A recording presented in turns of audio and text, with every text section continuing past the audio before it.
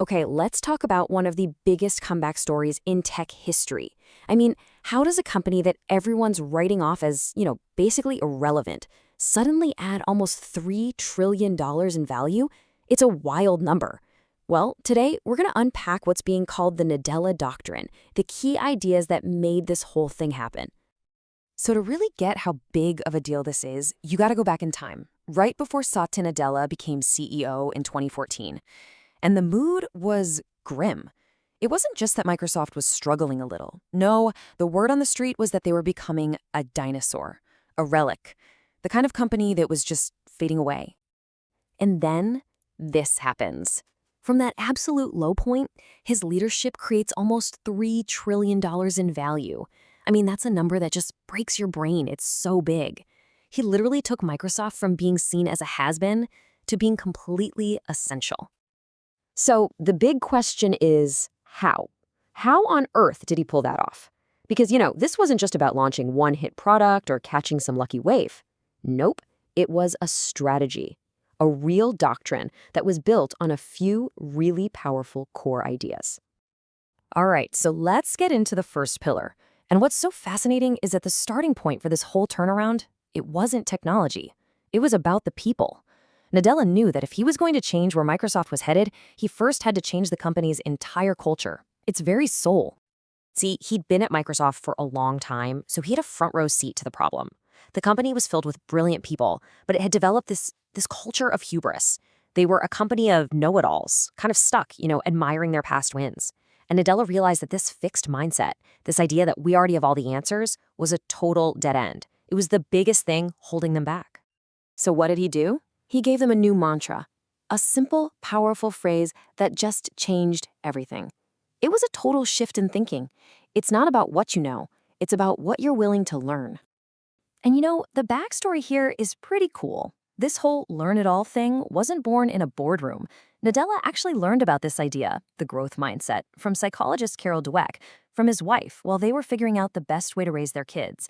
And it just clicked for him. This isn't some corporate buzzword, it's a fundamental truth about people. The idea that you're not stuck with the talent you have, you can grow through hard work. And that concept, it basically became the new operating system for all of Microsoft. Okay, so once that cultural reboot was underway, the next big piece of the puzzle was strategy. With this new learn-it-all mindset, Nadella needed a simple way to decide where to point all that new energy. What to do, and maybe even more importantly, what not to do. And to do that, he basically looked back at Microsoft's own report card over the years. He examined all the huge platform shifts in tech. Okay, the web in the 90s, they handled that pretty well. But then came search in the 2000s, and they totally missed it. Then mobile, they were there, but they just couldn't get it right. But then with the cloud, bam, they nailed it. And when he laid it all out, a pattern just jumped out at him. Why did they miss search? Well, he figured it was because they were just chasing Google, acting out of pure envy. But the cloud, that was a totally different story.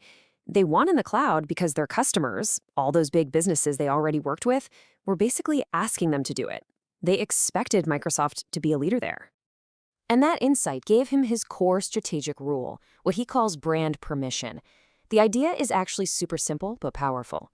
Stop chasing what your competitors are doing just because you're jealous. Instead, go where your own customers and partners want you to go. Play in the spaces where people are already cheering for you to succeed. Basically, build where you belong. So you take that learn-it-all culture, and you combine it with this brand permission filter. And that's what set the stage for their biggest move yet, the next giant platform shift, AI.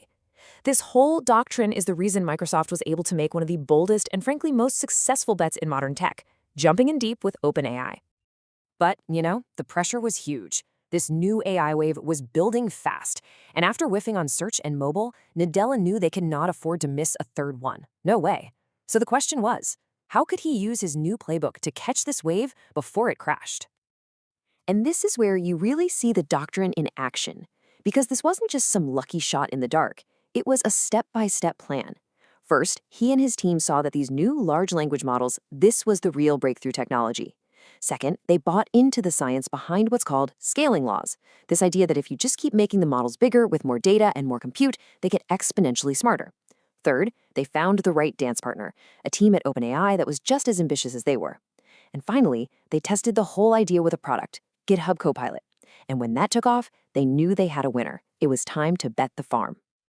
So, this whole strategy has put Microsoft right smack in the middle of the biggest fight in tech today. But here's the thing, this isn't like those old platform wars. This new AI race is completely different. It is without a doubt the most crowded, the most expensive, and the highest stakes game we have ever seen. Think about it. In the past, you'd usually see one, maybe two, big companies dominate a new wave.